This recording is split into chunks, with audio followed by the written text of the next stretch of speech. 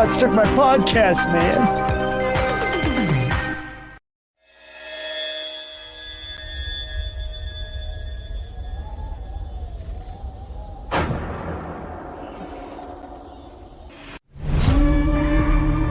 We've been gone a long time. We back now. You twins? Nah, we cousins. There are legends of people with the gift of making music so true. It can conjure spirits from the past and the future. This gift can bring fame and fortune. Will somebody take me in your eyes? But it also can pierce the veil between life and death. Listen here. This ain't no house party. Shit. Y'all ready to drink? Y'all ready to sweat till y'all stink? You want some? You keep dancing with the devil. Careful, boy. You gonna bite off more than you can chew. One day he's gonna follow you home. You got us a problem, y'all. What the hell going on? Oh, we heard tale of a party. This world already left you for dead. I can save you from your fate. You don't need no saving. Yes, you do. And you are? I am. Your way out. Don't cry. It's all better now. Yes, I lied to you. I don't believe in magic. Ghosts, demons. Just power. Somebody please take me.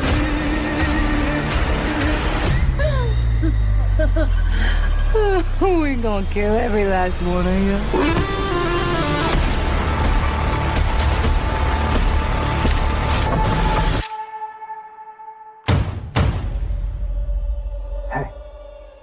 I ain't mean to scare you.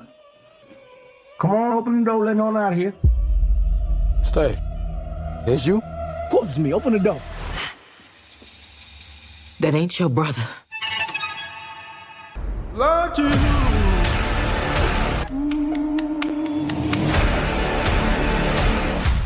you. Yo, smell anything?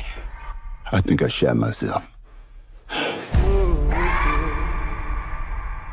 Jordan, they say that there are podcasts so good that they can pierce the veil between life and death. And future and past? Luckily, this isn't one of those. Yeah. Unfortunately, we're not one of those. Damn it. One day. One day we'll get there. Day. One day our music will attract the devil. If it hasn't already. Some would say we are the devil, Jordan. Maybe that's the problem. All right. Okay, so Jordan, do you want to 3, 2, 1 us? I will start us off then. 3, 2, 1. Welcome to our podcast. The robots took my podcast. I am Jordan. And I'm Anthony. Anthony, I'm kind of excited to talk about this modern movie today. What movie are we talking about? Jordan, we're talking about 1974. No, I'm just kidding. We're talking about a movie from this year, and we're recording this in the year 2025. Yes. So we don't often do modern movies. Yeah, but funny you say this. I feel like this movie could have come out in the 70s. You know, it's like we haven't seen a movie this wild since the 70s, in my opinion. Yeah. Anyway, more about that later. But the movie is Sinners 2025. Sinners 2025. Well, it's Sinners. It came out in the year 2025. Oh, yeah, I'm sorry. It's not like Frankenstein 1970. No, it's not that kind of title.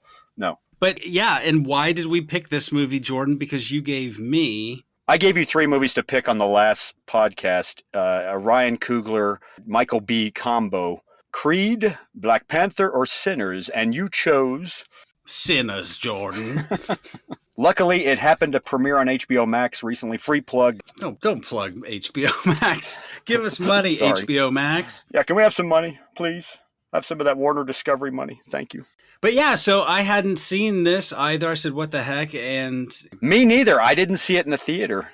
So luckily we were both able to see it, and this will probably come out in the year 2027. So maybe you all can remember. It's going to take that long to edit. Yeah. I mean, it is an almost 2.5 hour movie we're talking about here. So we have a lot going on. Yeah. Yeah. We do have lives outside of here. No, we don't.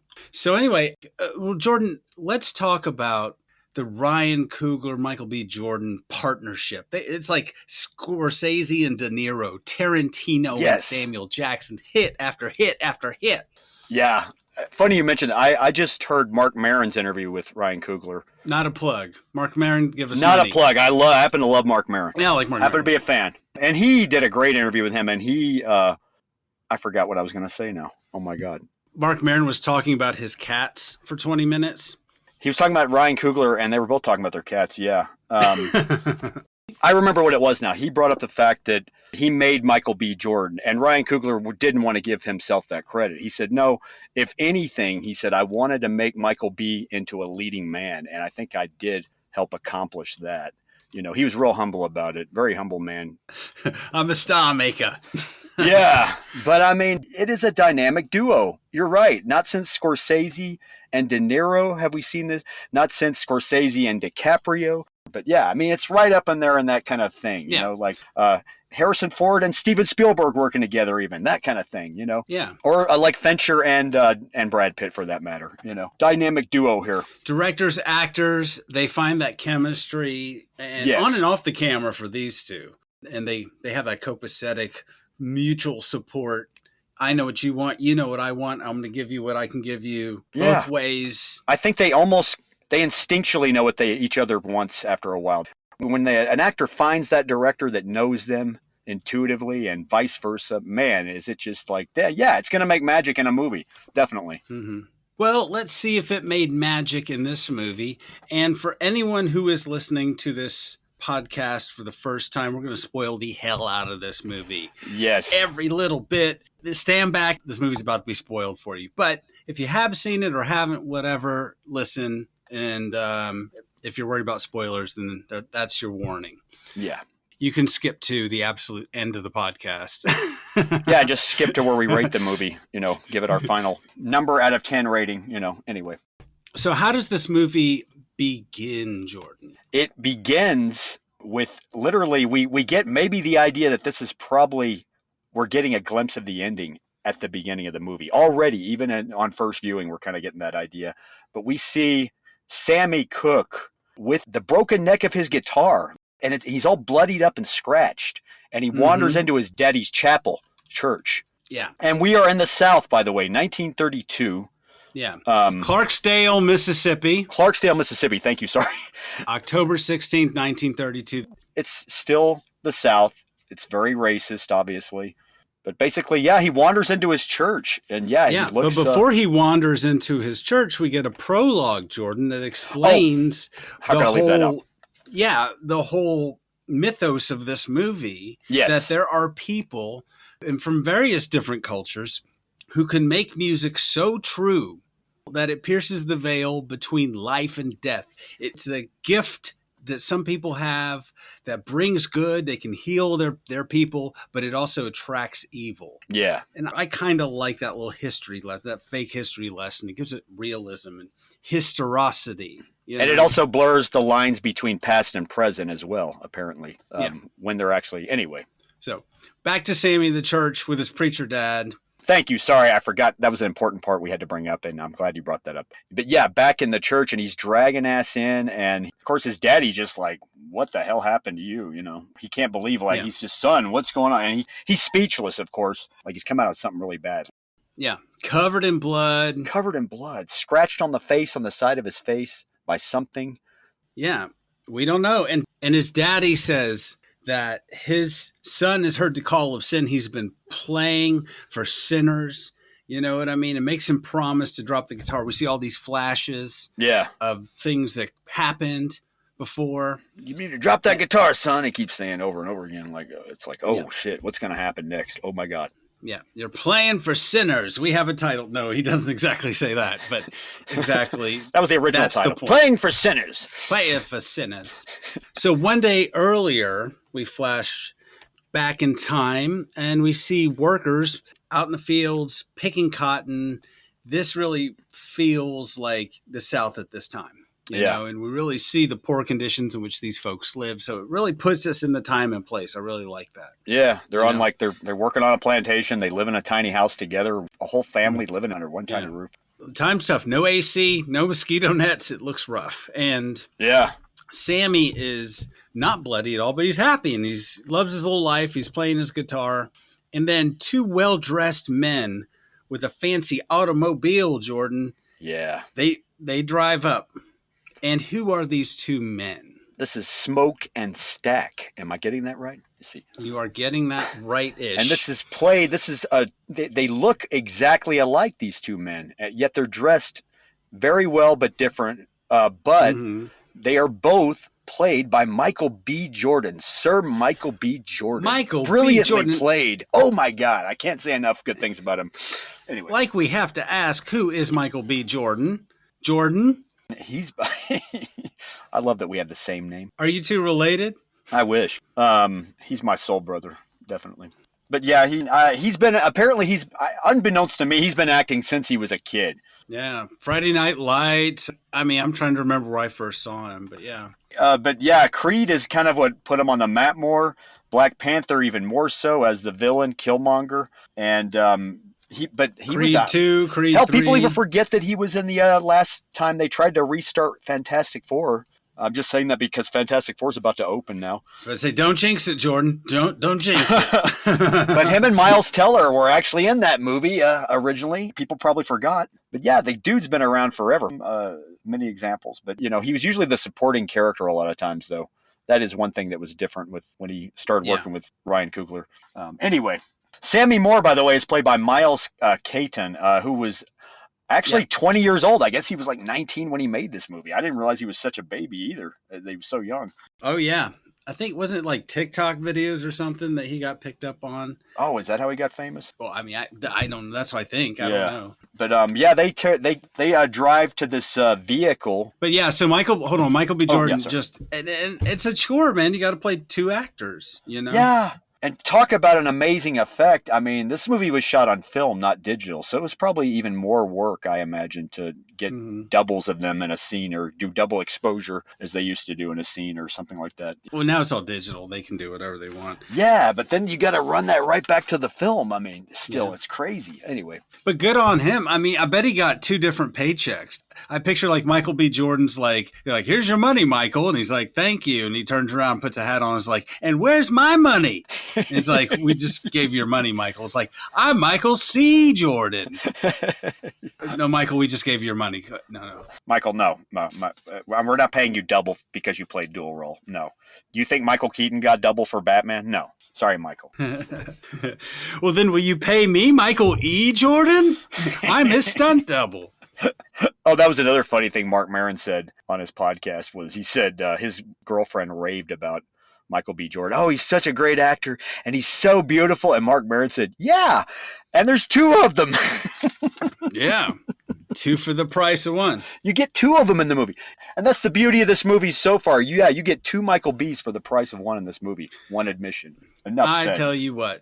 That is the deal.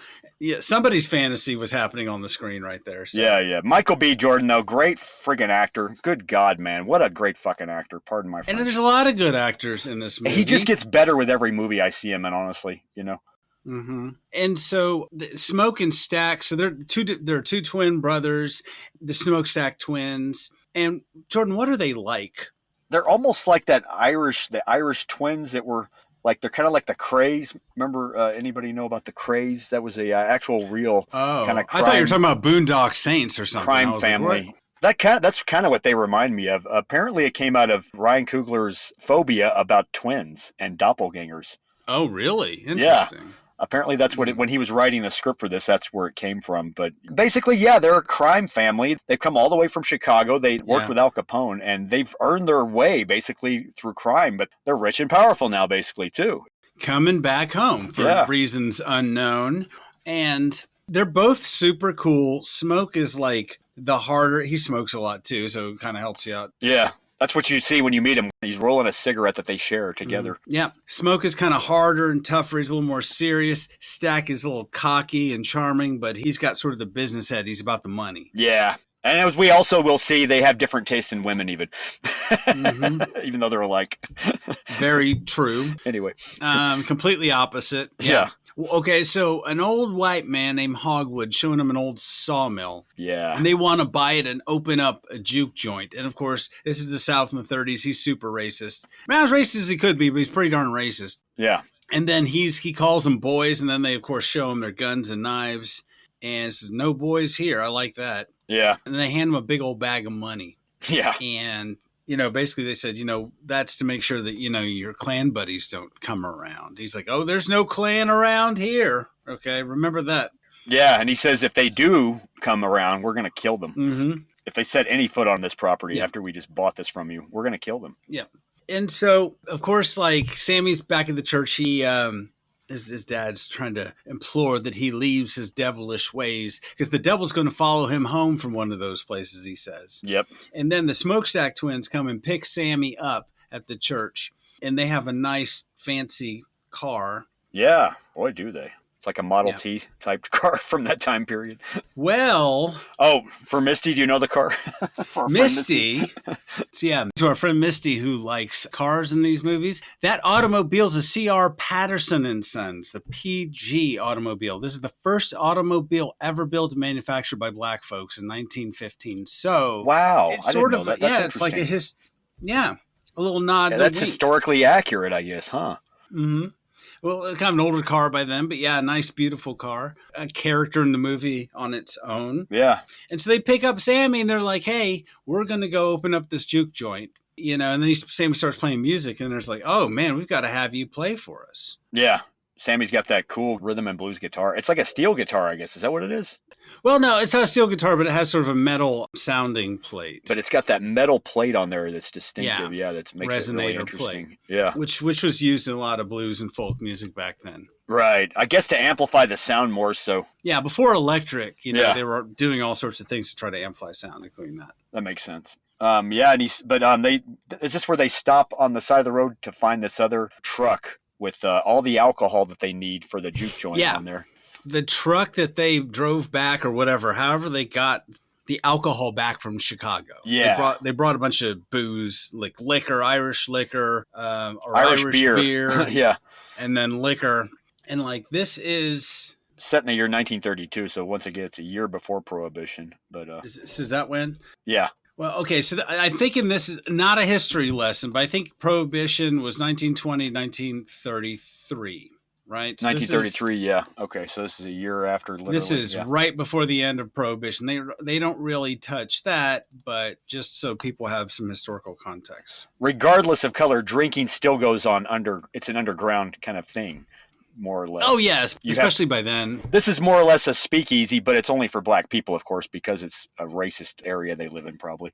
Yeah, so they got to find their own establishments. And I think that's part of the dream is the fact they want to open their own place. Yeah. They have money. You want to open up a place for black folk, for their community, the people they've grown up around, to have a place to drink and listen to music and have fun, basically. Yeah. And that is sort of the theme here.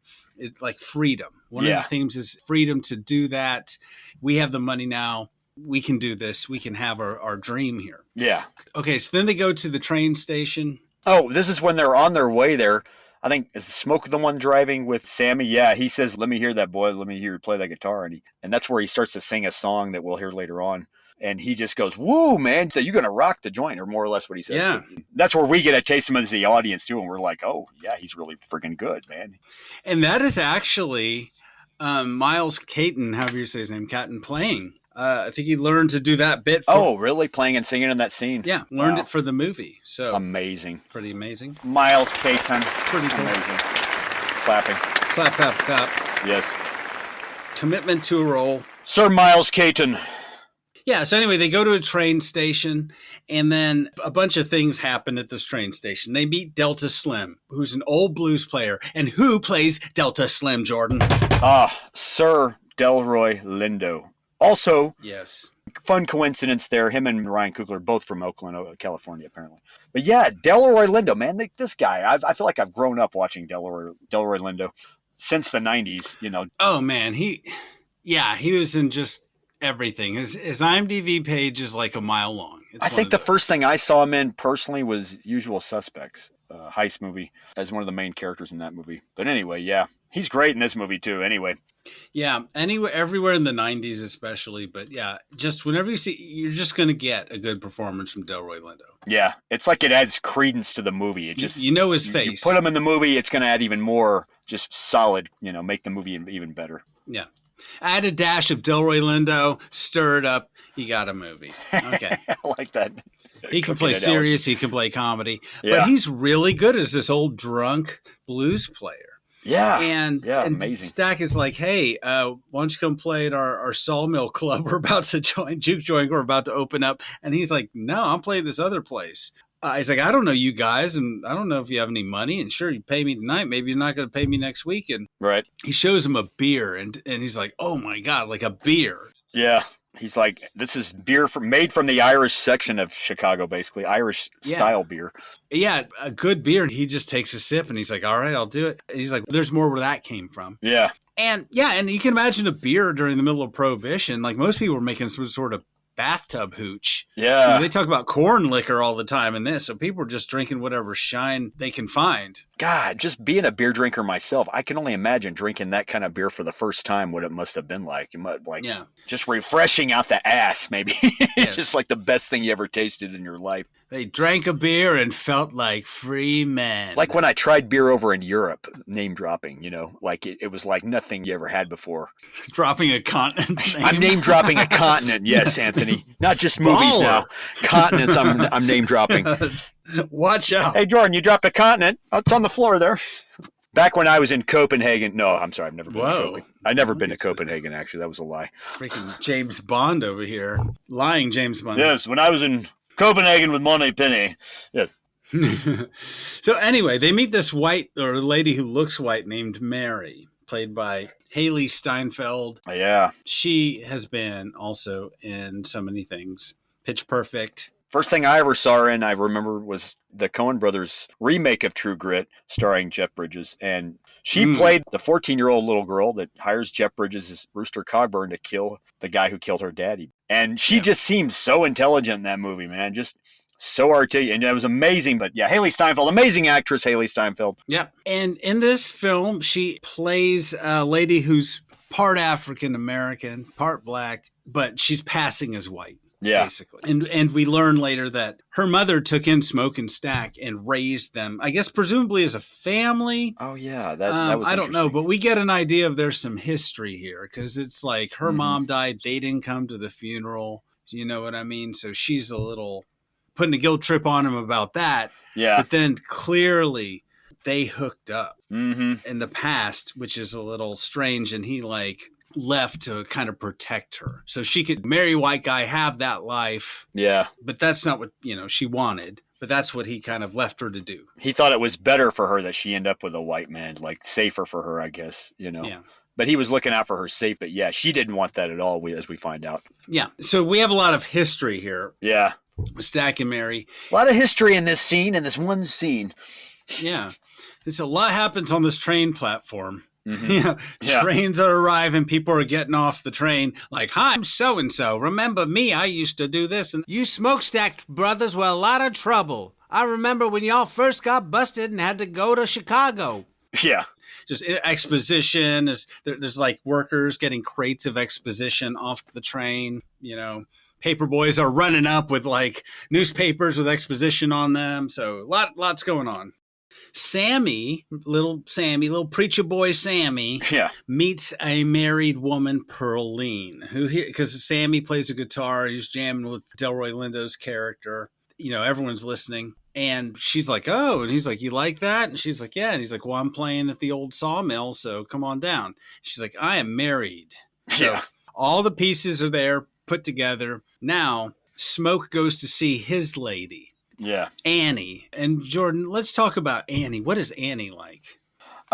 She's actually black and very curvy. And, Well, we don't have to get into physical descriptions. Yes, she is. I'm sorry. Those But yeah, things. she's a different, like, kind of type of woman that he goes for compared to the other brother. But yeah, she's a very like strong-headed woman.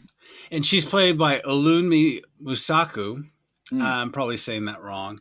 But just, yeah, an independent woman, but a great actress and a very, I don't know, just has a commanding presence. Boy, does she, yeah. You can just tell, you can just feel the history. Just sort of, she's matronly.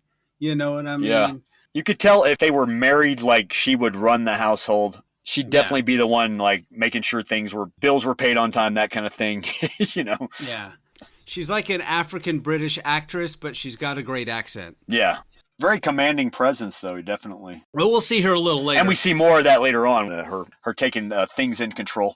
Yeah. What's interesting to me is she works voodoo magic, and she gave him like a little voodoo charm. Yeah. To wear in Chicago that she's saying kept him safe and brought him back to her. This might come in handy later on, too, I'm thinking. Maybe it will. Maybe. Maybe, Fortune, maybe it will. I think she's going to help us explain things later on, maybe. But we established that she knows about the voodoo, and Stack wants her, hey, come over to the juke joint to help me cook. Right? Mm-hmm. He loves her. He misses her.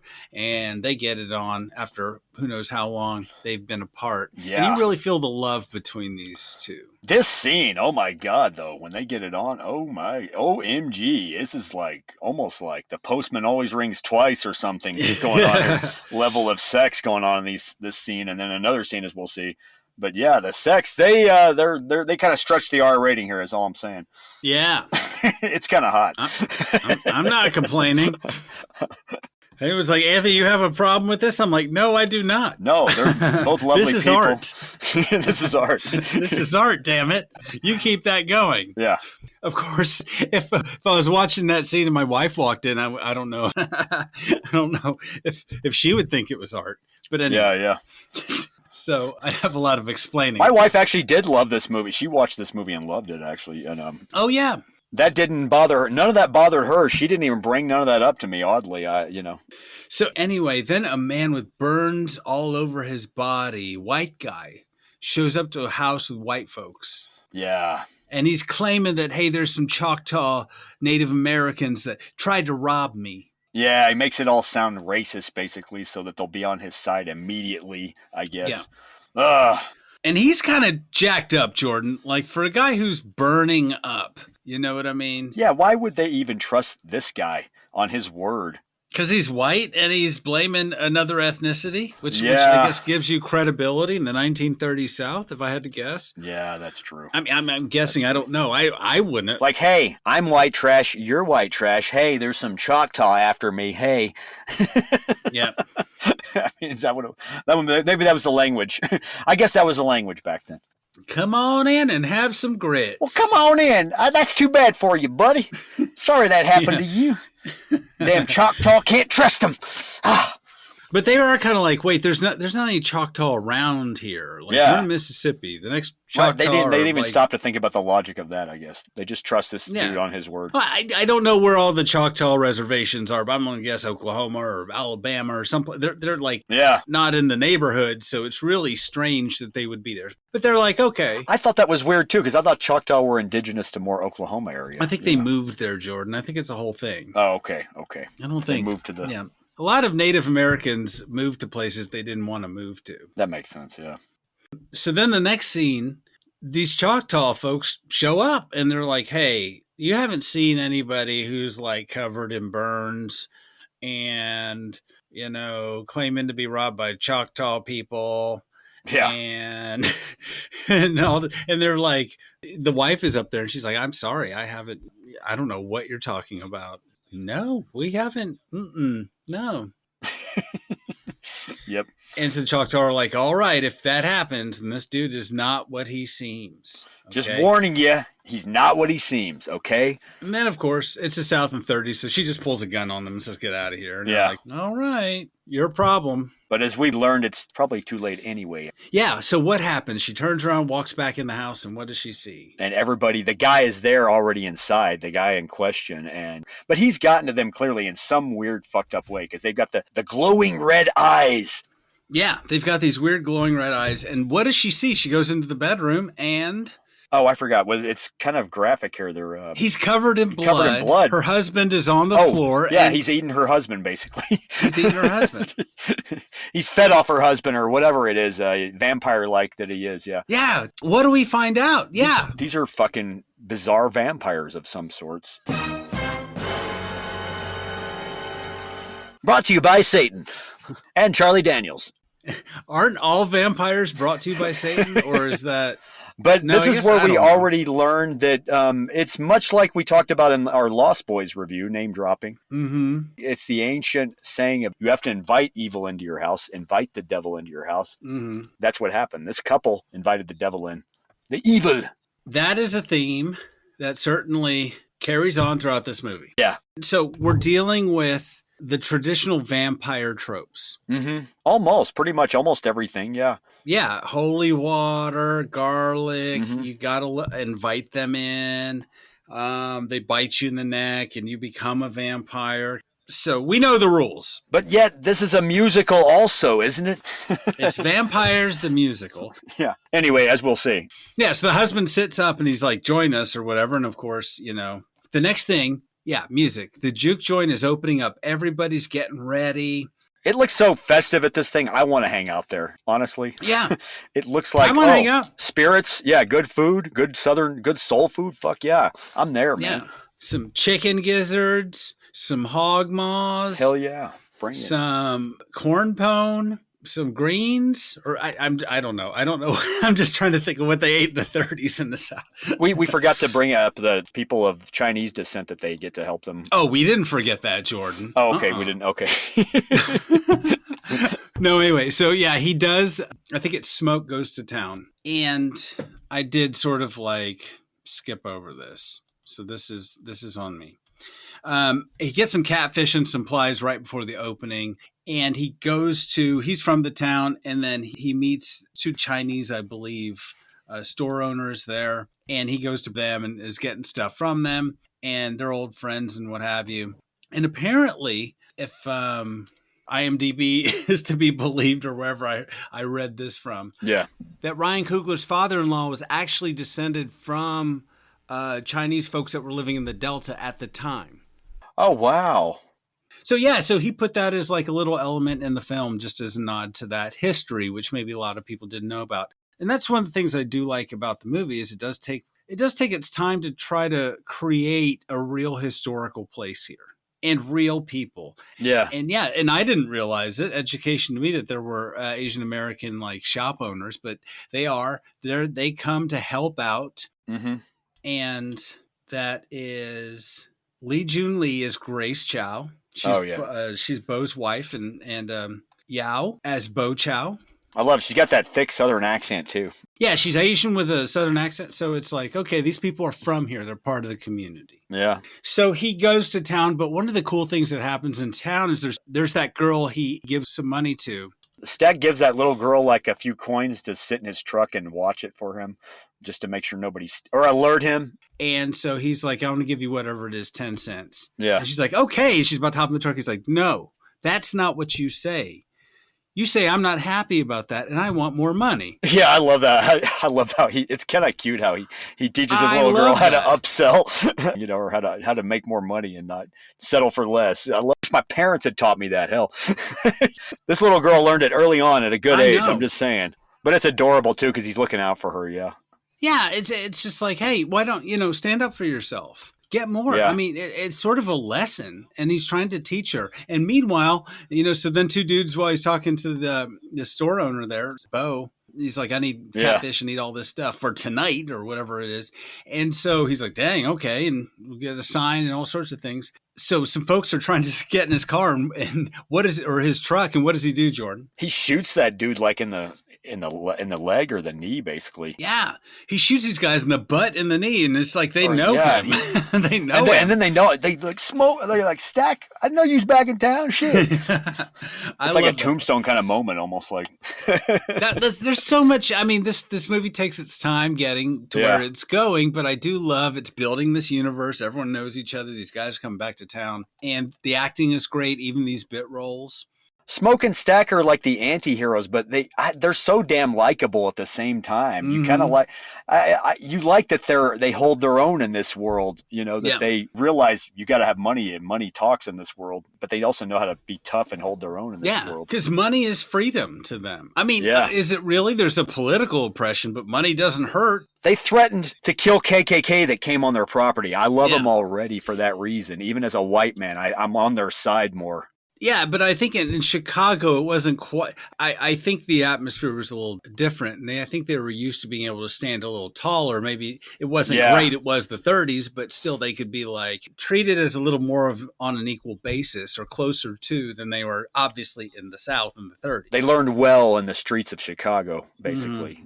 I'm sure there was racism, but it was a different kind of was a different kind of racism, more competitive kind of thing going on. Yeah, because you had a bunch of immigrants and Italians even, which at the time were barely white. You know what I mean? There was a mafia sect for every race around there. Yep. But I think it was not so much mafia as they were protecting themselves, some of them.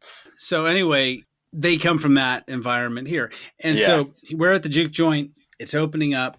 And then Mary shows up and Stack is like not happy about this. He's like, "What are you doing here?" Because I think she's like married to a dude in like, is it Little Rock or somewhere else?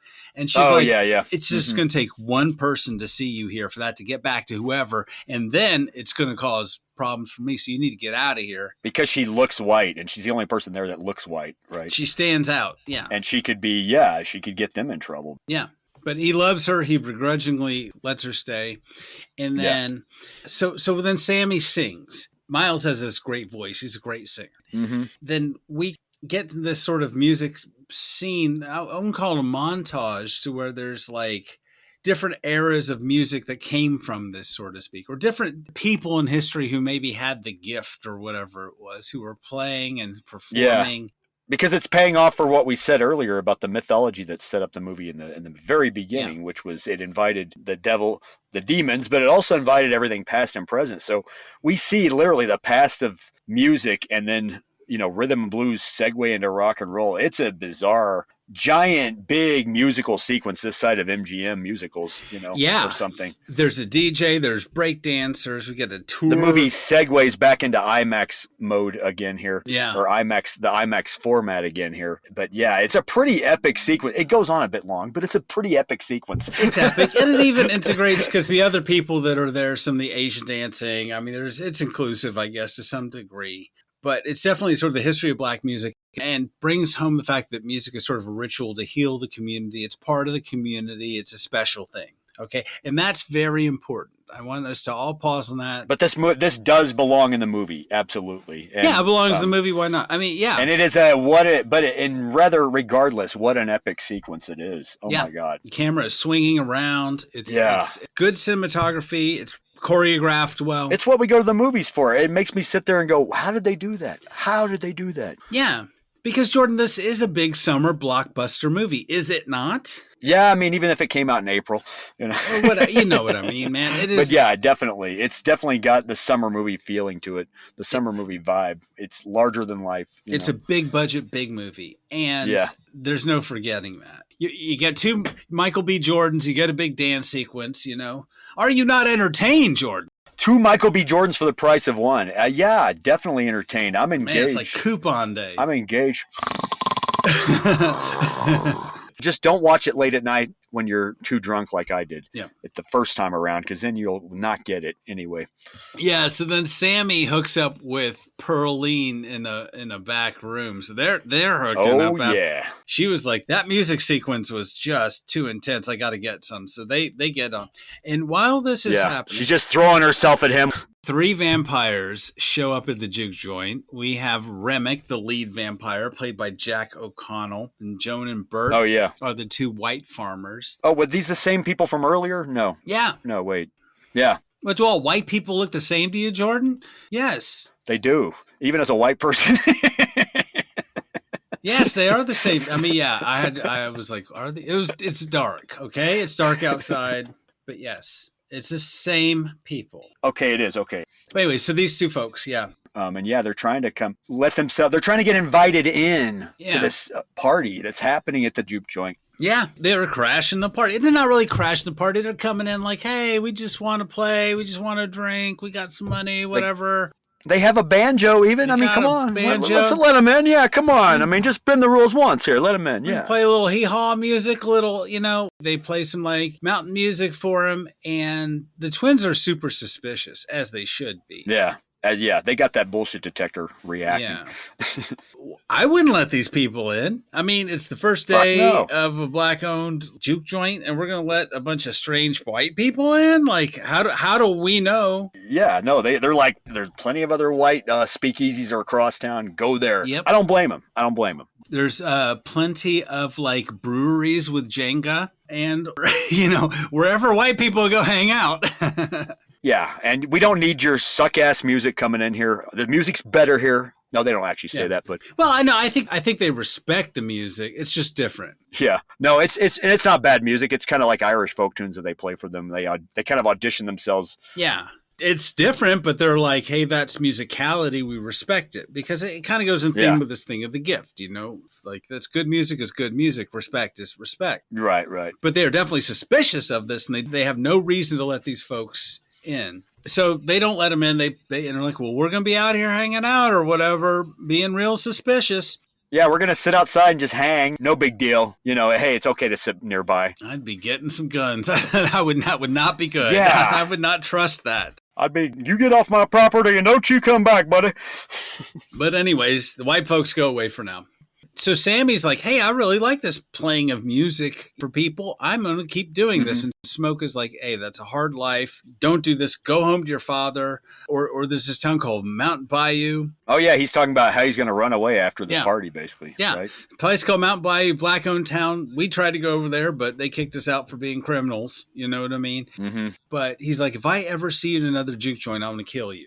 He's like, this is not the life for you. Yeah. Which is ironic because he brought him into the juke joint. We failed to mention, too, that they were cousins. Sammy is one of their cousins, basically. Yeah. So he's family. That's why he's looking out for him. Everyone calls him Little Sam. He's probably like 19 now or whatever, but they feel some sort of like responsibility for taking care of him. And I think Smoke is like, he's the more serious one. He's like, look, we've been through this life. You're not made for that. Don't do it. Stay away. Do something better. Yeah. So Mary is like, has the brilliant idea of like, well, these white people have money. Maybe they said they have money.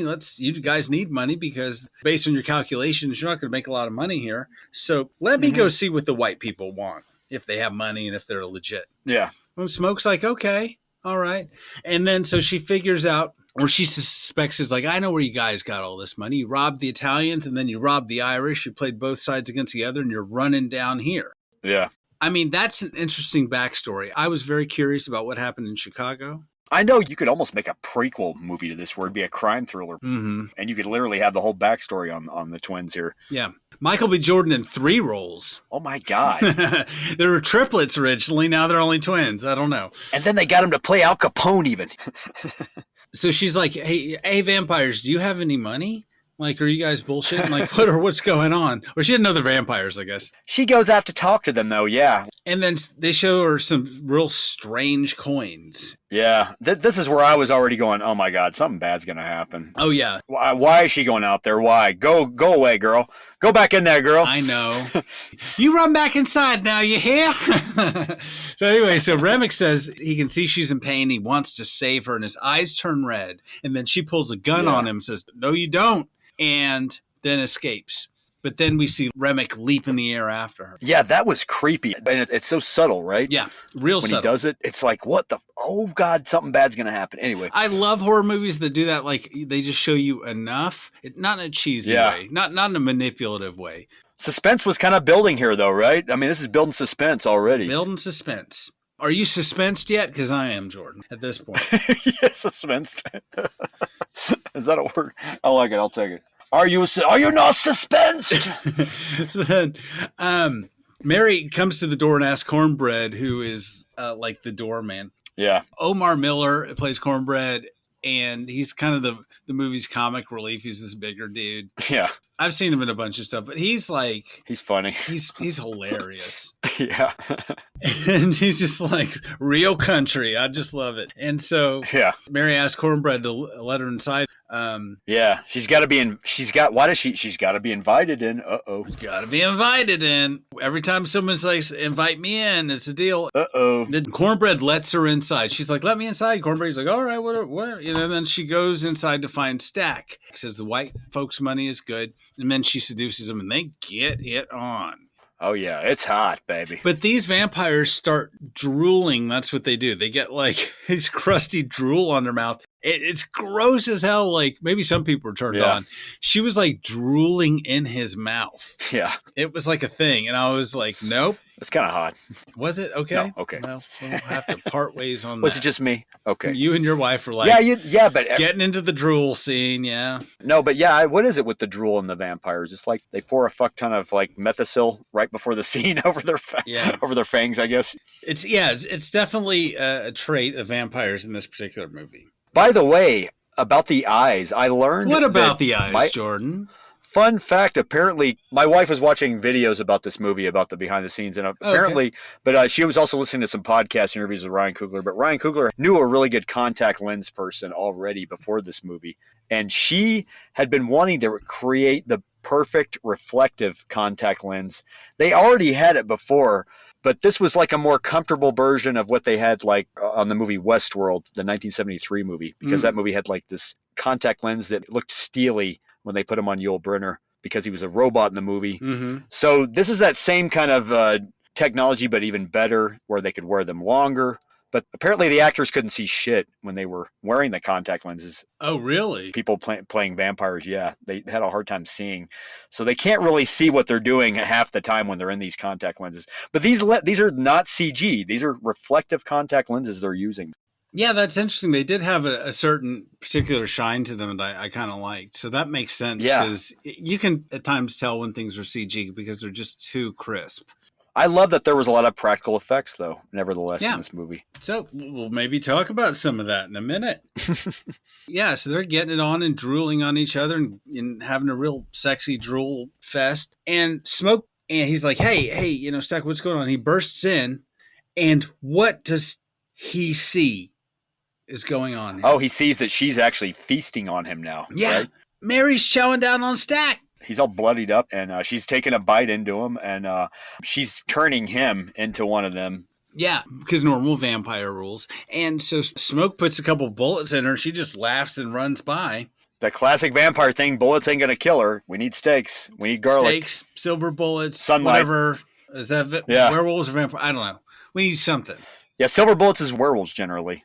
I learned that in Monster Squad, 1987. Well, speaking of Monster Squad, 1987, no, Mary says she's going to kill every last one of them, and then Stack dies sadly in his brother's arms. Yeah. It's touching. Man, talk about a bloodied mess. Jeez, everything is just so bloody. So much blood at this point already. Jordan, that's because he drank her drool. You just can't trust a woman who's going to drool in your mouth like that. I'm sorry. She might turn you into something you don't want to become over time. My mother always told me, if a woman's going to drool in your mouth, she's going to bite your neck every time. My mama told me you better shop around for that reason. So anyway, Annie comes in and she knows voodoo, and thank God, because she's like, this isn't adding up. This is not good. This is not normal. I saw her. You guys shot her with a bunch of bullets. She says you need to kill your brother too. You need to kill him properly because you saw what happened to her already. He's going to come right back flying, and we need to kill him like he's a vampire. She's like, you got to put his body outside. Yeah. She says that he was a haint, which is like a hoodoo evil spirit. Yeah. Or something like it. She doesn't know quite at this point. She hasn't put it all together, but she's just like, this is bad. Put the body outside. No good will come from this. And I kind of would like to see a series where she's like a voodoo detective. You know what I mean? Just coming in and like, I don't know, solving mysteries. You could spin a movie off her completely, right? I mean, yeah, I liked Annie so much in this film. Yeah. So Cornbread is finally back from taking the piss because he went to take a piss forever ago. Yeah. What took him so long? Hey, man, don't rush a dude who's got look. Yeah. He's been drinking all night. So anyway, he's like, hey, can y'all let me in? Annie's like, wait a minute. Why do you want to be let in? Why do you need to be invited? Yeah, why do you need to be invited in? Omar Miller is hilarious. I don't know. Cornbread, this whole scene is just... I love how he says, you know what? Y'all can't trust me. Y'all as bad as the white folks out there. Like, we're supposed to trust each other and be nice to one another and polite. Like, this is the best argument for being invited in out of every character in this whole movie, right? I mean, he has the best argument. Like, I almost believe him. I didn't know whether to believe him or not. I'm like, wait a minute, it's Cornbread. Come on, I was like, it's Cornbread. Let him in. I'm watching it sitting there going, he's one of us. It's all good. Yeah. It's one of the better, not the better scenes. It's one of the funniest scenes. He's just trying to dodge the question. He's like, I'm out here trying to ask y'all politely, like, just because we're all supposed to take care of each other, right? And show each other respect. And I'm just asking. We're all supposed to take care of each other. I'm asking you to let me in. It was great. I love that. Anyway. Yeah, it was great. I agree. So then he's just like, fine, then. If I'm going to go off, then I'm not coming in if y'all are going to be rude to me. And he's like, all right, Smoke, give me the money you owe me. And Delroy Lindo's character, Delta Slim's like, oh, we're going to pay you for doing nothing. Like, what are you? Anyway, that whole scene is great. Then he tells him to shut up, and then what's her name says, only give him half. Yeah. And as he's reaching out, oh my God, he almost bites his hand. Yeah, he grabs him and then just like yanks him outside. Just a quick kind of staccato, like, oh God. Yeah. And then Smoke shoots him with a couple rounds and gets back inside. And then they hear Stack asking to be let out of the room. And this is where it gets to be very vampire movie. Yeah. As one YouTuber was saying, we almost get From Dusk Till Dawn vibes. I feel like also we get kind of almost Bram Stoker and Richard Matheson vibes going on with it. Meaning Richard Matheson, I Am Legend, the book, meaning more than the movies, Okay. And even Universal Studios, like horror, we get a little bit of that. I love the sepia look inside too. Anyway. Yeah, I'm going to talk about that. Okay, so number one, what was the first one you mentioned? Oh, From Dusk Till Dawn. Yeah. Being at the Titty Twister again, a club, and From Dusk Till Dawn. It's almost like that, akin to that again. It was, in its setup and concept, very similar. I was getting From Dusk Till Dawn vibes. Weird 1930s Delta From Dusk Till Dawn vibes. And kind of the way the action goes later. But in some of the humor, but only in that way of the fact, like big vampire brothel kind of thing. I would say, to be kind to Coogler also, and in fairness to Coogler, maybe it's fair to say he just borrowed the skeleton from Dusk Till Dawn, the structure. Oh God, no. Yeah, if he had never seen From Dusk Till Dawn, it wouldn't surprise me at all. It's not that close, but I was imparting that on this movie a little bit. I was thinking that. It is brothers, though. Yeah, it is like Criminal Brothers. Yeah. It is like it sets it up that way as a different movie in the beginning, and then it turns into But From Dusk Till Dawn it's so 90s that it's just a different. It's still very different though from Dusk Till Dawn. Yeah. Yeah. Those are Mexican vampires. These are Delta vampires. Okay, Jordan. Mexican vampires with an Aztec influence as well on top of that. Yeah. Mm-hmm. So different geography of vampires in From Dusk Till Dawn. Closer to the border. Different geographical vampires. Geographical vampires, yeah. So anyway, I was getting super Last Man on Earth vibes with the Stack scene because it's like the vampires in that movie, and I haven't read the Matheson novel, but they're like, hey, they know you. They're like, hey, Jordan, let me in your house. Please, Jordan, come on. What's the problem? Let me in. And just like that idea. Yeah. Because in Last Man on Earth and the book I Am Legend, it was his neighbors had turned, people that knew him next door had turned and were constantly yelling at him to come out so they could kill him. Yeah. But that's why I say Richard Matheson vibes. Yeah. Because I Am Legend is one of my favorite books. I know that book pretty well. Yeah. In Last Man on Earth, they're like, whatever the guy's name is, Vincent Price, let us in. Oh, he plays Robert Morgan. Let us in. In the book, it was Robert Neville. Yeah. Morgan, let us in. And then, in the book, it was Neville, let me in. It was the same kind of neighbor. And just like going insane each night. I don't know why we're talking about Last Man on Earth. We should do that for our Halloween episode or something. I don't know. Yeah, right. But the fact that it's somebody that's turned, that's the idea too. Yeah. And the fact that it's one of his relatives that's turned. Yeah. And not just one of his relatives. It's Smoke's brother, his other half. Yep. Yeah. And they have him locked in this room. And he's like, let me out. And everyone's like, Stack, are you all right? He's like, yeah, come on, let me out. And he gets real frustrated. And then he just bursts out. And then Annie throws some pickled garlic on him. And it burns him. And he runs out. And then it's like, oh, wait. It dawns on them. These are vampires. Yeah. Because the garlic water burned them. So, yeah. They catch up to the rest of the audience. Yeah. And then back to Monster Squad. In my notes, it says, then we get a Monster Squad Lost Boys getting ready for vampires montage. Oh, yeah. They start breaking legs off the chairs and start sawing them down and cutting them into steaks to kill the undead, basically, Nosferatus. Yeah. And Smoke says, you remember that movie with Corey Haim and the Frog Brothers? I think we need to do something like that. And so I loves me a good old-fashioned getting ready for the vampire onslaught montage. Right. I know. I love this scene. This is like, this is the suit-up sequence, like in a superhero movie. Yeah. The vampire style, though, like this is we're getting ready for battle. Yep. This is the montage I love. Yeah, we know what kills vampires. We're going to do that. And then she has everybody eating a clove of garlic to protect themselves even more so, right? Yes. And then this is the the scene. This is the one of you could be a vampire scene, which I really like. Yeah. It reminds me a little bit. It's almost like The Thing again, right? Yeah. John Carpenter's the 1982 John Carpenter remake, with Kurt Russell. So everyone's eating garlic, and Delta Slim starts to choke, but he just like throws up because he's been drinking too much. Yeah. Like the scene of The Thing I'm thinking of, is it Keith David and Kurt Russell? Yeah, where they're like, how could you know if it was one of us? Or well, yeah, they get the blood, and I haven't seen that movie in a while, but they get the blood and they're trying to shot or burn it and to see. But they're even talking about it at one point, like, how would you know if I was one of them? How would you actually know? But anyway. Yeah, well, that's another movie. But we get that. Back to this anyway. Movie. So movie this one might be referencing anyway. Annie is telling Smoke that he's going to have to kill his brother. This is all going to go down. And he's like, I can't do that to my brother. But it's touching. Yeah. Cain doesn't want to kill Abel. Yeah. So they find a body in the kitchen. They drag the body outside. And then when they do, they see Remick with an army of vampires. Because they basically told all the folks in the juke joint, hey, party's over. Y'all got to leave. And Remick turned all the people, 40, however many people were in the place, turned them all into vampires. Yeah. He's got an army of freaking vampires now. Yeah. Whew. Man, and they're all singing and dancing outside once again, and this Irish folk music, which is kind of pretty. Yeah, it's kind of creepy. And creepy at the same time. And apparently, once again, the actor playing like the devil, he was wearing the contact lenses in this scene and could not see himself dancing in front of him even. He was so blind, apparently. He said he couldn't see a bloody thing.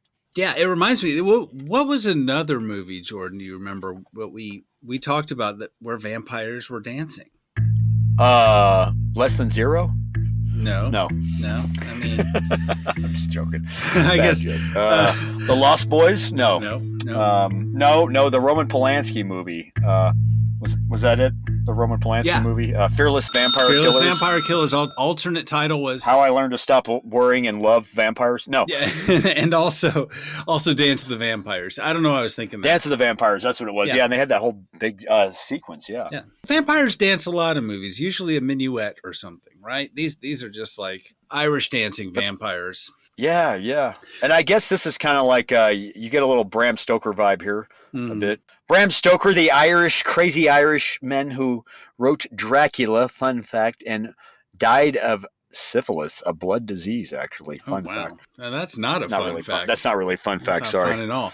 Anyway, so Remick comes to them and says, look, you black folk have all been left out by the world, but, as a vampire, you're equal. Yeah. He says, we just came for Sammy. He's got the shine. He plays that music, whatever it is. He's got that gift. Yeah. Typical white man. Want to steal the brother's music. Exactly. Which was going to happen anyway, I guess. He might as well be a record producer in the 50s. But anyway, so he wants his people back, and he wants Sammy's gift. I don't know who his people are. You get the feeling that some tragedy befell him in Ireland. Yeah. that was around him becoming a vampire. Like people took his land. This guy, what is the backstory on him? There must have been some Faustian kind of deal with him and the devil. I mean, I'm guessing the English took his family's land or something. I don't know. Oh, yeah, that could be, yeah. I don't know. Is this what happened? Like what kind of prequel movie What became of Barry Lyndon? Oh, yeah. Like what? I don't know. I'm curious. I was intrigued, but we don't get that. He just kind of like, and some shit went down and I'm a vampire. Not important. And I was like, no, but important. I want to know that story. Yeah, like he became a vampire during the potato famine or some shit. I don't know. Something Irish-like. We stopped eating potatoes. We started eating each other. I don't know. Something. Yeah, we started drinking blood. It was a lot cheaper. Sex with the sheep. I don't know. Something happened. Yeah, like we ate the blood off the animals and the people back in Ireland after I met the devil. Yeah, or something. We were starving. I signed a deal with Satan. Deal with the devil, or Oliver Cromwell bit me.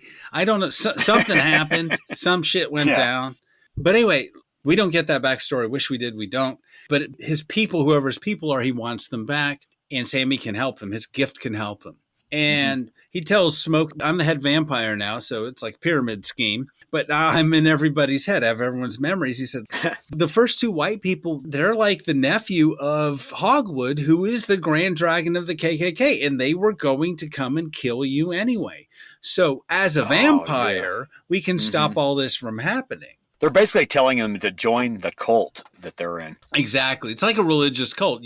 There's a freedom and a spirituality and, Yeah. And they're trying to invite them in. And that I could see that being seductive. Hey, we'll all be community in here for once. We won't judge each other, in this kind of community. Yeah. But we'll be bloodsuckers, Yeah, we kill people and we suck blood. We kill people. We're all equal, except for the head vampire. I don't know. Look, let's not get into technicalities here. And then Stack says, look, we were never going to be free. We were going to have this thing, but they were going to take it from us anyway.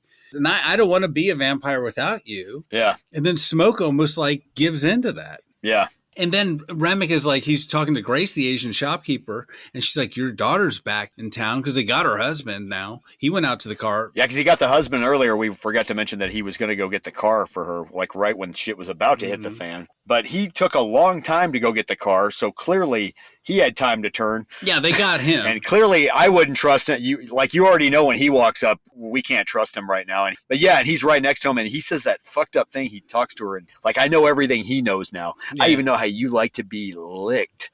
Yes. Ooh, oh my God. Ooh. It's freaky. Anyway. There's a lot of oral sex talk in this movie. Yeah, what's with all the oral in this movie? I don't know. Jeez, Ryan. I mean, in the 30s. What's up, Ryan Coogler? Ryan Coogler. I applaud it, but I mean, do people even know what oral sex was in the 30s? Talk amongst yourselves. Maybe Great Gatsby did. Yeah. That's about it. I don't know. That's it. Hey, say, what do you know? Say, what is oral anyway, buddy? Something with your mouth, I guess? Say.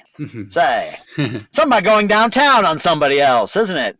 Isn't that what about say? I went downtown and nobody knew nothing about no oral sex. That was code language. They sent me right back. If you were at a speakeasy and you walked up to a lady and said, you mind visiting downtown? It was like code language there. They had no, I don't know you. I'm not going with you. Nobody had any idea. I'm not going with you downtown. I don't know what you're talking about. I don't know what, we're getting off topic because this movie is about sinners and it's about vampires. It's not about oral. And it's about oral sex. Oh, yeah. Well, part of it's about oral anyway. Then Grace freaks the fuck out because she wants to protect her daughter. She just freaks the fuck out. And she says, she grabs a steak and she screams, come on in, motherfuckers. And Jordan, then what happens? Is this where the shit just hits the fan completely? You're talking about hits the fan. Yes. Where she charges out there, and basically it turns into an all-out war. Yeah. Where they're staking everybody and left and right. It turns into a bloodbath. I mean, not what I would have done, but yeah. So now they have to fight the vampires because they've all been invited in, and they're all fighting them somehow. And then Stack attacks Annie. He turns her, and she made Smoke earlier promise in the movie that if she ever got turned, he would stake her. Yeah. And he does. This is heartbreaking for him, too. His own brother is taking his woman, basically, and turning her into this vampire. I know. In front of him. It's fucked up. Yeah, and he's got to fight vampires. And then Delta Slim, like he said earlier, he was like, they got to come through me to get to y'all. So Delta Slim is like fighting off all the vampires. Oh, this is where he cuts his wrist so where he bleeds to attract them, to draw them away as he fights them. It almost looks, it's weird too, the way it's lit. It reminds me of like a Universal Studios horror film, like almost like the way Island of Lost Souls was lit. Yeah. It's very sepia looking. It's almost black and white, but the way Delroy Lindo is in this scene too is great. I mean, Yeah. Oh man, I just love the way it looks. And atmospheric. Very atmospheric. Oh my God. That's the thing about this movie. It's atmospheric. Yeah, and so I think who do we have left? I think it's like Smoke and Sammy, and it's only a couple people left at this point. Yeah. Anyway, so they try to escape. Remick comes and he attacks the rest, and then Smoke and Remick fight, and then Smoke and Stack get in a fight. It's brother versus brother. Yeah. Remick is outside. I think he throws, is it garlic water at him? And he runs it to where he runs off. He runs outside. off, and he's outside.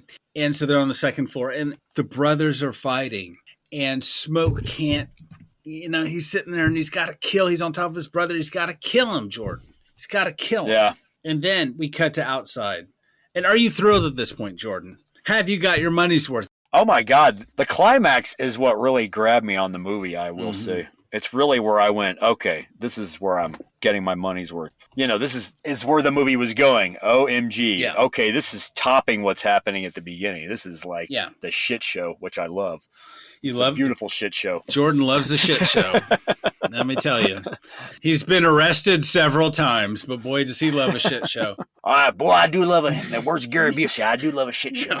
So then Remick outside grabs Sammy. They're in this pond. He grabs him. And then Sammy starts praying because he's the son of a preacher. He starts saying the Our Father. And I love this part. Remick and the rest of the vampires start praying too. Yeah. Oh, this is so fucked up where they're in the water at that point. Yeah. And then Remick starts dunking him in the water as if to baptize him into the cult of the vampire. Yeah, this is so fucked up. And plus, the aspect ratio has changed back to IMAX at this point, where it's filled up the whole screen, like with every big giant sequence in this movie does. Wonderful, beautiful cinematography by Autumn Durald. Yeah, I mean, this is a very powerful scene. Yeah, I love how they incorporated religion with it, because you can't not do that with a vampire movie. You got to have the religion in there somewhere. Yeah, exactly. I mean, it is in the whole Judeo-Christian sort of idea. I guess vampires live in there, and there's some connection to evil or not, or whatever it is. But yes, especially here, and you're in the South in the 30s. And he says that whole heaven and heck thing, that's a lie they just told you. Yeah. I mean, like, we're vampires. There's death, and then there's life. And this is one, I guess, form of life. Yeah. The vampire myth in this movie is pretty interesting because it is, of all the themes in this, it's sort of this false connectedness. It is like a cult. It's going to take you away from your family and everything, distort your conception of reality, make you question the way you were raised and your traditional beliefs, and it's going to indoctrinate you to this. It is a cult. That's the best way to call it. It didn't have to be a vampire in a weird way. Yeah. And I kind of like that because many vampire movies have done that. In fact, even Fearless Vampire Killers kind of had this weird Luciferian cult of vampirism. Even Lost Boys had a touch of that. It was like, join our family, join my family. Yeah. How much would you have paid for Edward Herman to walk out and be like, how do you like my boys here? I want us all to be one big family. Remick is one of my boys. You're like, oh my God. Sinners is in the Lost Boys universe. It's that video store owner in the Sinners universe. Yeah, you knew he couldn't be trusted. So Sammy grabs his guitar. It's floating, grabs it, and he smashes Remick in the head. Yeah, I love it. The steely part going right into his head like a saw blade or something. Yeah, it's a 1932 Dobro resonator guitar, and it's got that metal resonator cover plate that smashes, and that's a great practical effect. That is wonderful. I love that, yeah. And also, we get a nice electric guitar sting on the soundtrack by Ludwig Göransson. Yeah. From The Mandalorian fame. He did the music on Mandalorian. Anyway, but yeah. We get a nice, which I love, on the soundtrack. Yeah, and then so it distracts him long enough, and Jordan, then what happens? Spoilers, everybody. What happens, Jordan? Is this where he gets stabbed with the stake? Yes. Also at the same time? Yeah, stabbed in the back. Yeah, he gets staked from behind by Smoke. Yeah, and Smoke saves his cousin there, Sammy, and damn, and then the fire comes out of the guy. Yeah. Like this energy, yeah. We get the idea, there is evil embodying this guy. Yeah. He is the devil, possibly. Yeah. whatever satanic or devil, whatever you might believe. Whatever this is. Yeah. Yeah. It's almost like Raiders of the Lost Ark kind of ending a bit. Yeah. Like he's being blown back to God, so to speak. Well, let me pause here.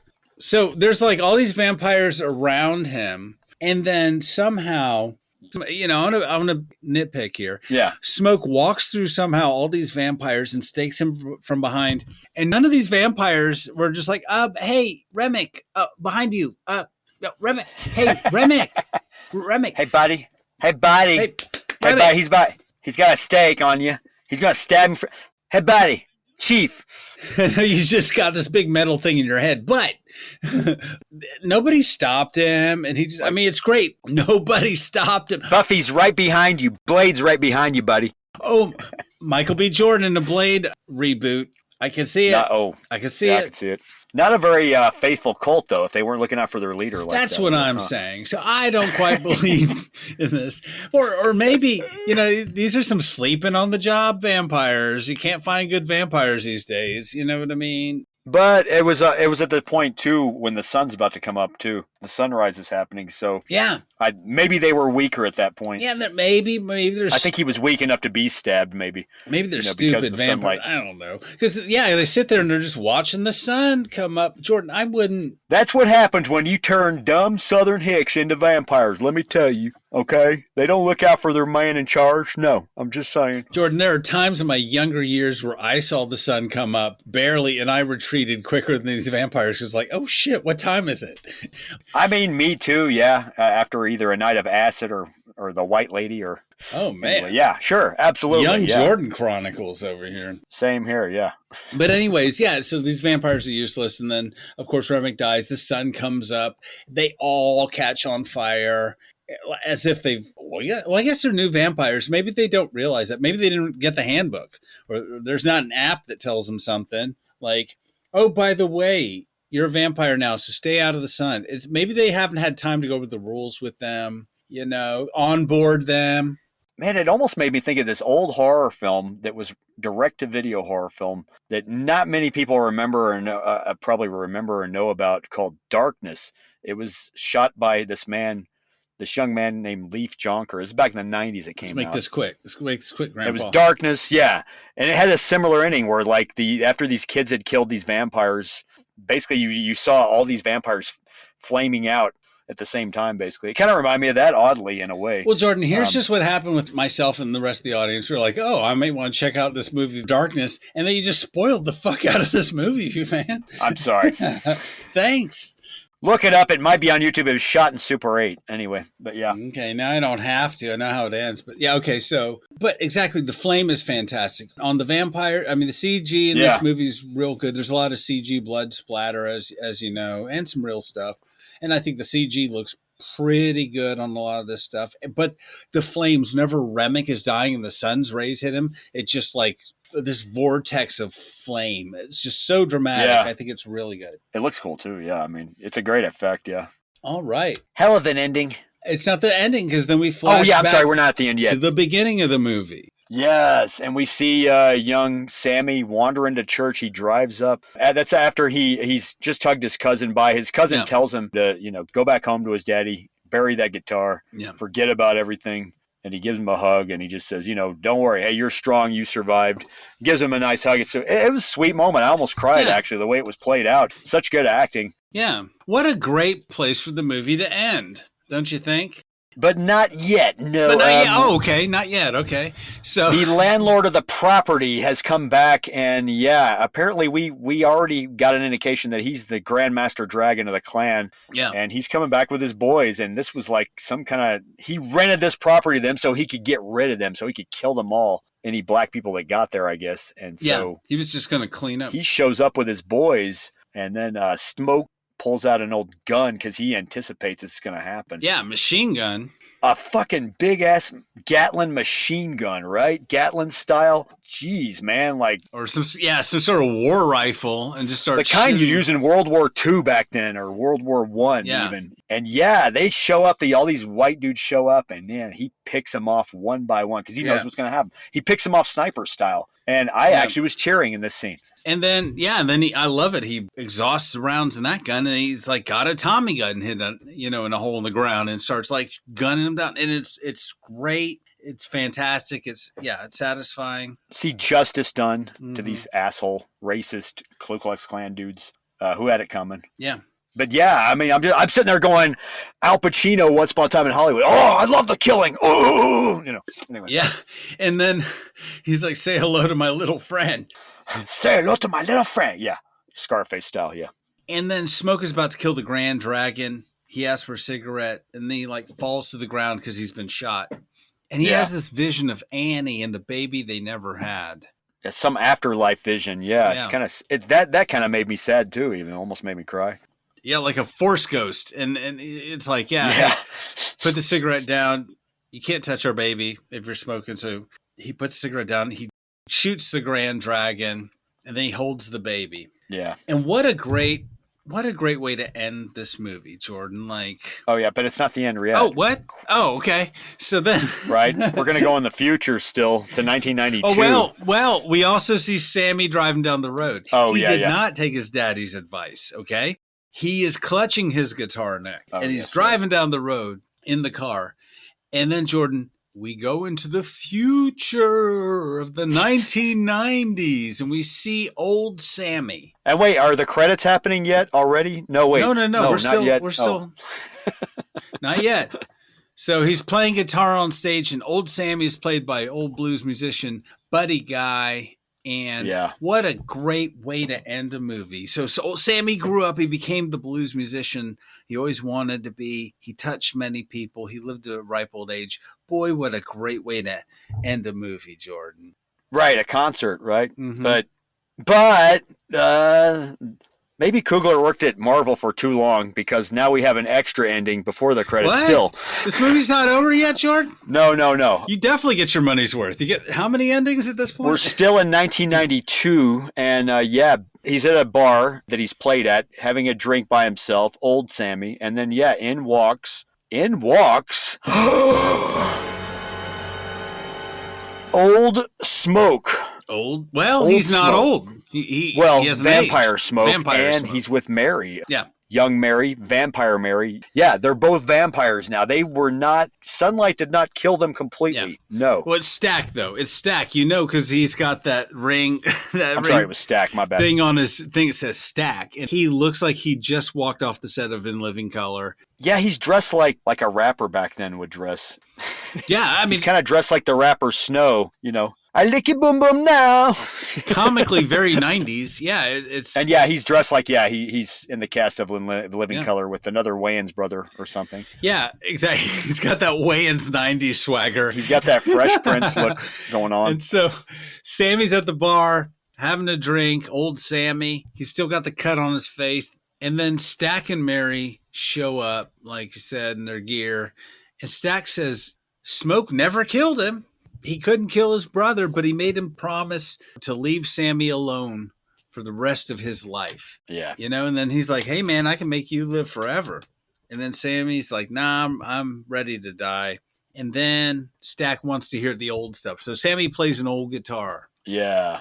It's kind of sweet here, too, oddly. It is sweet. And they're having a moment. They're kind of like bonding. And And old Sammy tells him, despite all that, that was the best day of my life. Yeah. Everything that happened before, the shit hit the fan. Before the sun went down, it was the best day of my life. And then Stack agrees with him. He's like, that was the best 2 hours of my life right there. We were free in that moment of 2 hours. Yeah. This is kind of how I feel about the movie. Yeah, this is the best 2 hours of my life, till the sun came up. Yeah.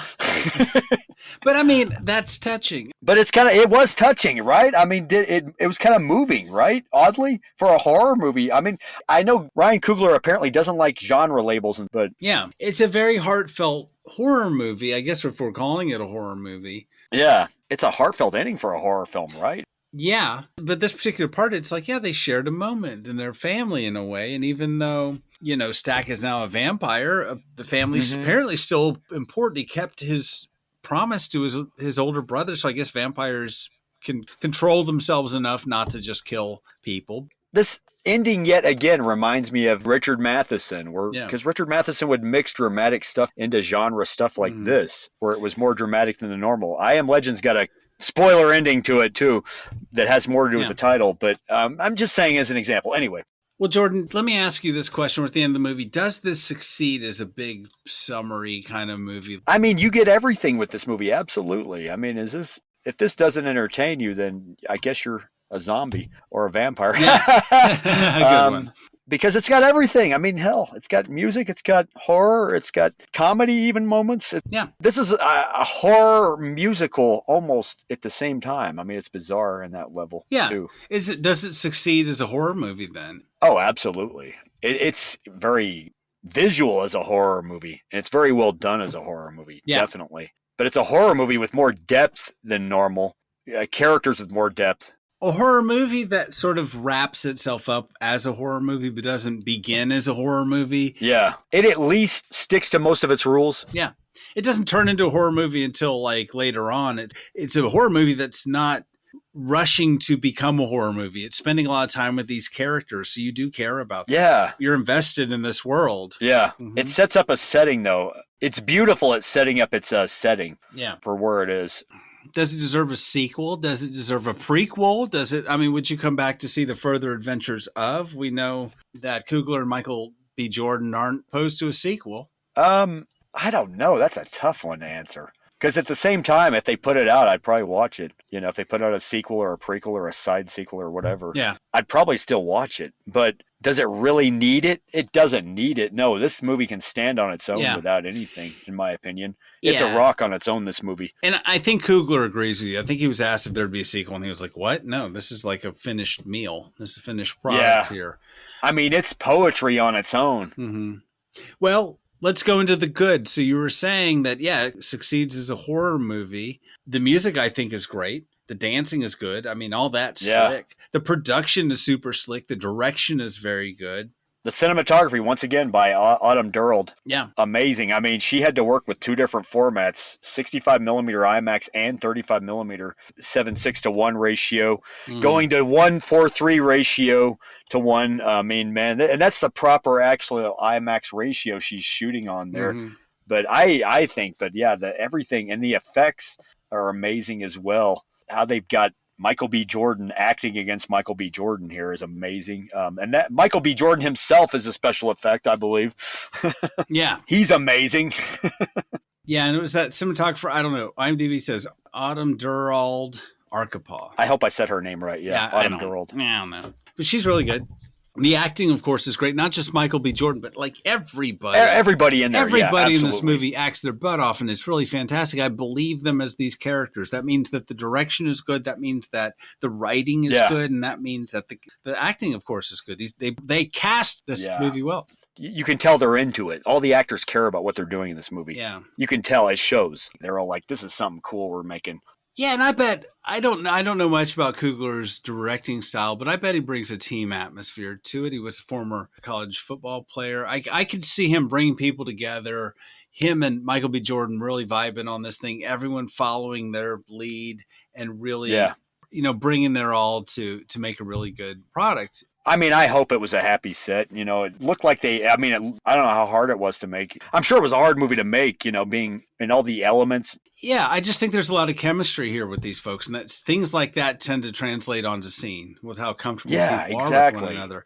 I love the production design from like the 30s, the look of everything. I love the costumes. Oh my God, it's awesome, man. It's like this side of the Sting, it's like this side of Brother, Where Art Thou, Yeah, it's like a more authentic Brother, Where Art Thou, but it really brings you there. Yeah. Or not more authentic. I don't know, just a different thing, different story, but certainly it has that authenticity. And like you said earlier, the Ludwig Göransson music, fantastic. The score, everything works well. The blues music and the Irish music and all the blues music, the Irish music. You know, which is interesting that is married. That is happening in this movie. These two different styles are together. And some of I love old blues, but some of these are covers, but still well chosen songs. Yeah. Now, Jordan, the challenging part here, what could maybe be improved? Anything in your mind? I hate to say it, and I hope nobody Hate to say it away. I hope nobody hates me for saying it. Maybe this is the wrong choice of words, hate. I'm hating you already. I don't like that I have to say. I mean, I just wish. I think the movie could have been a little bit tighter editorially. Yes. Too long is in my notes. Yeah. I mean, it's 2 hours and 17 minutes. It's almost 2.5 hours long. It goes quick. I watched it in pieces. I didn't sit down the whole time. That's probably my ADD or something, but yeah, I had to find the time to watch it still because, family and all that. And yeah. It's summertime. My kid's up till forever, So I didn't fall in love with the movie right away, I will say. Mm-hmm. It was an acquired taste a bit. At first I was kind of annoyed with it a bit. I thought this is a horror movie. Why are they putting music in there? Why? Yeah. Well, what's the point? But it's a part of the plot, though, whether I like it or not. That's part of the mythology of this movie and the plot is the music, whether you like it or not. So just accept that this movie, and I know Coogler hates genre labels from what I understand, but this movie, whether you like it or not, it's a horror musical. Yeah.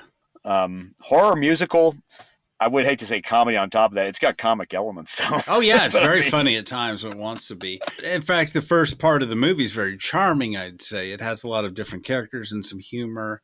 My wife looked it up online. My wife was a fan of this movie, and she said there were people that didn't like this movie and didn't understand it and didn't get it and thought that this movie didn't know what it was. And I know we've brought that kind of thing up here on this podcast. Mm-hmm. I'll say again, as I've said before on this podcast, it is dangerous to cross genres, in my opinion. Not life and death dangerous, but I mean, you're in danger of making a bad movie sometimes if you're not careful crossing genres. Yeah.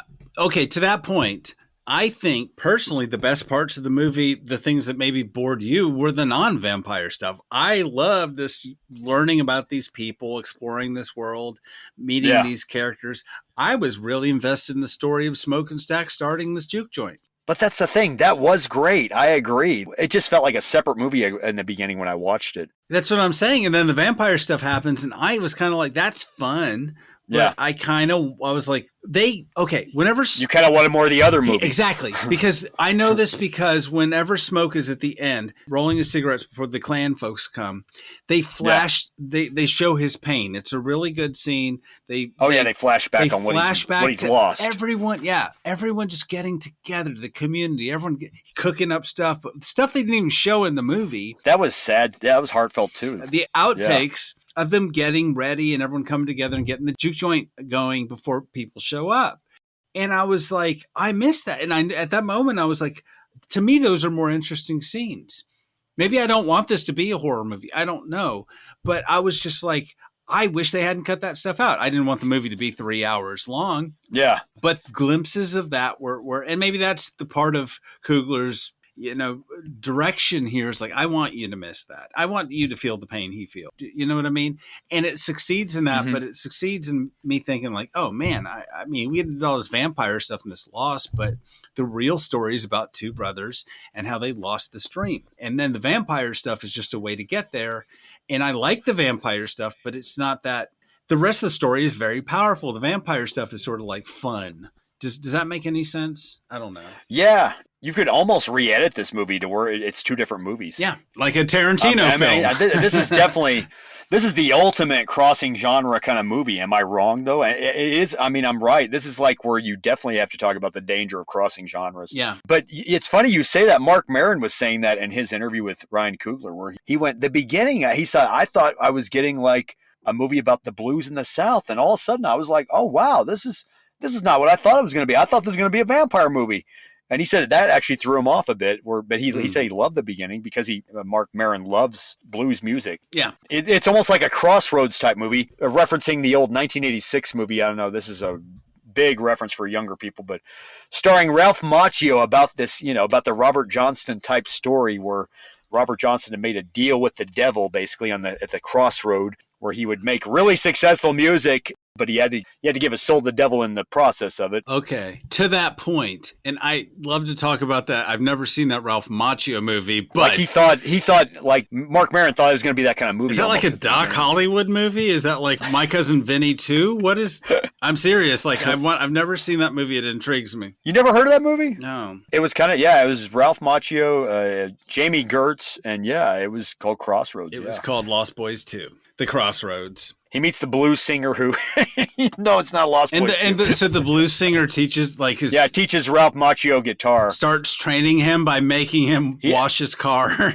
First, wash my car. All right, then mow my yard. He says, wax on, wax off, motherfucker. So he teaches him to play guitar. Are you serious? Yeah, he teaches him to play guitar, and he's a guy who's based on like Robert Johnson. But it's a blues karate made kid. The deal with the devil. Are you serious? Yeah, pretty much. Anyway. It was a big flop at the time. Yeah, no it wonder. Was Ralph Macchio, Jamie Gertz, who we've also talked about in Less Than Zero and Lost Boys. Yes.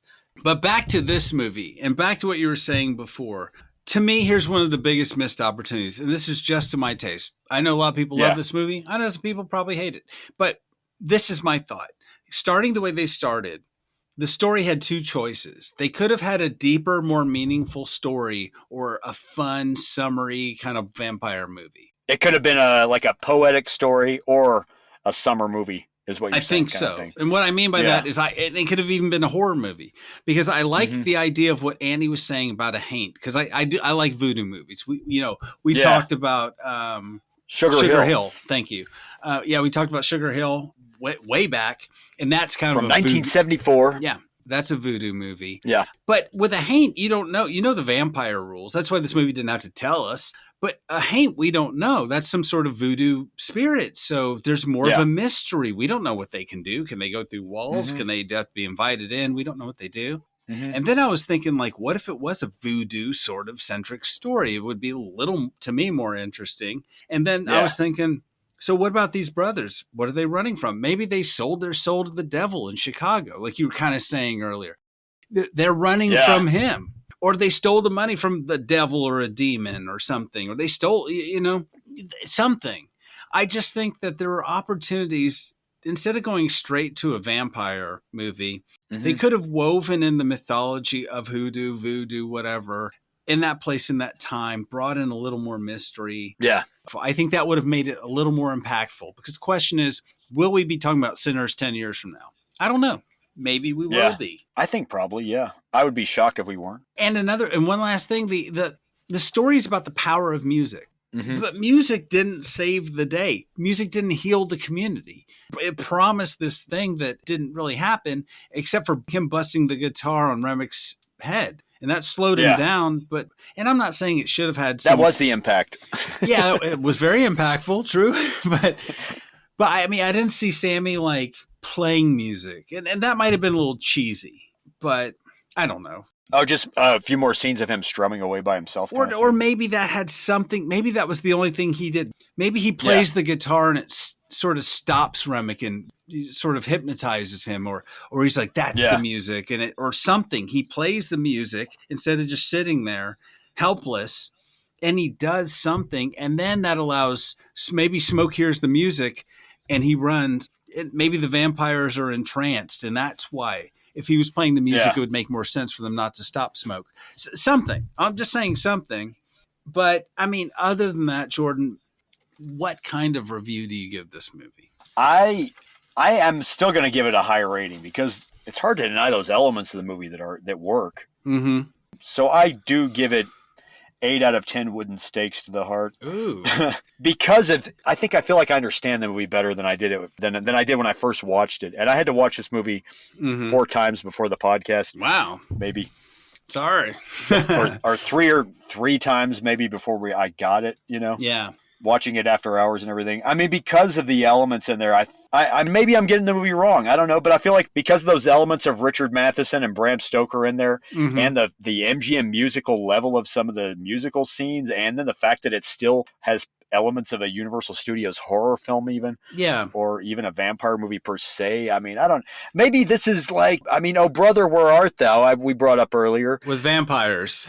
That was the Odyssey in a Southern setting. Yeah. Whereas this is a vampire movie in a Southern setting. So maybe if we just forget that it's not that it is that kind of movie. But you do bring up a good point, though. Because, even without the vampires, the movie is still interesting. Yeah, you don't need vampires. Yeah. That's great direction. And now you make me rethink it again to where I'm going, maybe this movie doesn't know what it is. No. Anyway. Stick to your guns. But it is a brilliant movie, and I admire Ryan Coogler. I have been impressed with. I'm late to the game with his stuff. I'm sorry, but I mean, I was impressed with Black Panther. Mm-hmm. Black Panther was a great fucking superhero movie. Yeah, really good. Black Panther is one of my favorite superhero movies at this point. Even. What about Wakanda Forever? That's another one I don't want to talk about. I don't want to go there. Okay. Wakanda Forever. That's another review. Sorry, I put you on the spot. Okay. How dare you bring up Wakanda Forever, sir? Wakanda Forever! Anyway. Yes, Anthony, what rating do you give this? What do you think of the movie overall? Vampires aside. Well, I tell you what, I have 6.5 written down, but I'm going to say 7. I hate, only because I always give movies a 7. Yeah. I don't know what, I haven't gone back and seen what we actually, because who cares about, honestly, guys, who cares about ratings? We just, do this to cap the episode, right? I mean, there's movies that we poorly rated that we still watch today. Oh yeah, I mean, there's movies that suck. I mean, or watch again. And yeah, we watch Shriek of the Mutilated. We watch it again because we need a laugh, maybe. Yeah, I'd watch that again. Anyway, so I'm gonna say 7. Let me in. Request from a vampire. Don't let him in. Oh, that's good. Or vampire banjos. Why not? This is the first movie I think I've seen vampires play a banjo, and only because of its potential in my mind. I think it does a lot of things very well. Yeah, that's why I'm being harsh on it with my original rating, but yeah, I think it's a good, fun movie. I just don't know if we'll be talking about it in 10 years, and I don't know if it's quite the movie it could have been.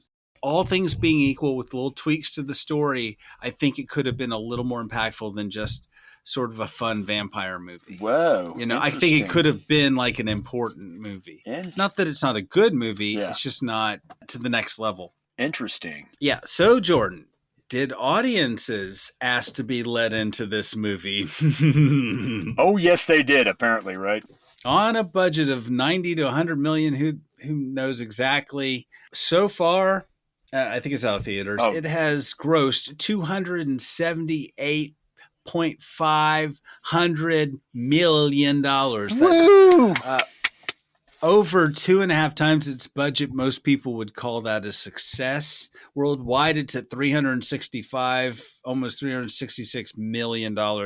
And who knows what HBO Max paid for the streaming rights. So I would say that is yet another success from Coogler and Jordan. To quote Richard Pryor, I'm a rich motherfucker. Yeah. I don't even know what $1 million is. I'm a rich motherfucker.